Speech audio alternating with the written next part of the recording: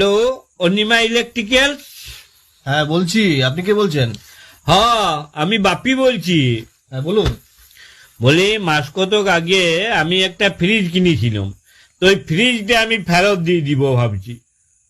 না, দুঃখিত স্যার, আমরা তো এইভাবে বিক্রিত জিনিসটা ফেরত নিতে পারি না। আপনার কি সমস্যা হচ্ছে বলুন? সমস্যা মানে? গজরটা কেনার পর থেকে সমস্যা আর সমস্যা। কেন, কি হয়েছে? তাইলে শুনুন, প্রথম থেকে আপনাকে বলি। যেদিন ফ্রিজটা কিনে নিয়ে এলাম, তো বলি কি রাখবো। তো আপনারা বলেছিলেন যা রাখবেন টাটকা তাজা থাকবে। তো সেদিন বুঝলেন গিন্নি গরম গরম মুড়ি ভেবেছিল। তো আমি ওই মুড়ির 3টে ফ্রিজের মধ্যে রেখে দিলাম। তো সকালবেলায় বুঝলেন এমন মিয়াইছে যে মানুষের মুখে দিয়া তো দূরের কথা, কুকুরগুলো পর্যন্ত মুখে দেয় না একগা। আরে বাবা, আপনি মুড়ি রাখতে গেলেন কেন?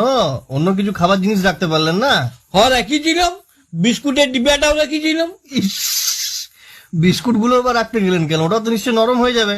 আর নরম, পাতলা পাতলা পায়খানার মতন এমন ল্যাটপেটা হয়ে গেছিল একগা। তবে ওটা কুকুরগুলো বেশ ফুর্তি করে চেটে পুটেই খাইছে। কেন, আপনি ভাত ডাল শাকসবজি কিছু রাখতে পারলেন না? আর ভাতের কথা বলবেন নাই। তো সেদিন খাওয়া দাওয়ার পরে ভাতটা বাড়ি গেছিল। তো গিন্নিকে বললাম, শুনো এক কাজ করো, ভাতটা জল ঢেলে ফ্রিজে রেখে দাও, দেখি ফ্রিজে আমার নিটা কেমন হয়। তো গিন্নিও কি করলে, ভাতে জল ঢেলে ডেকচি সুদ্ধা ফ্রিজে রেখে দিল। সকালবেলাতে দেখছি মশাই ভাতের আইসক্রিম হয়ে গেছে।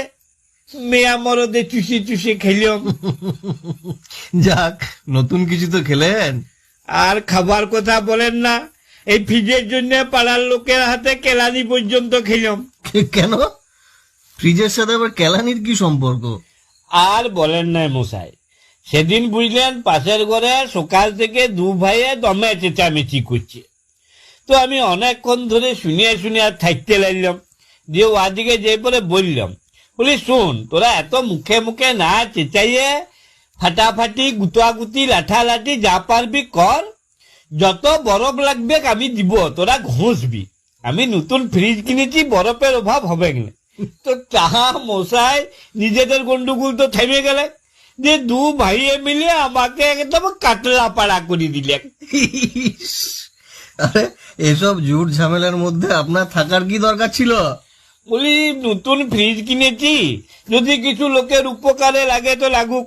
তো তা মশাই আজকালকার দিনে যাচ্ছে লোকের উপকার করতে নাই।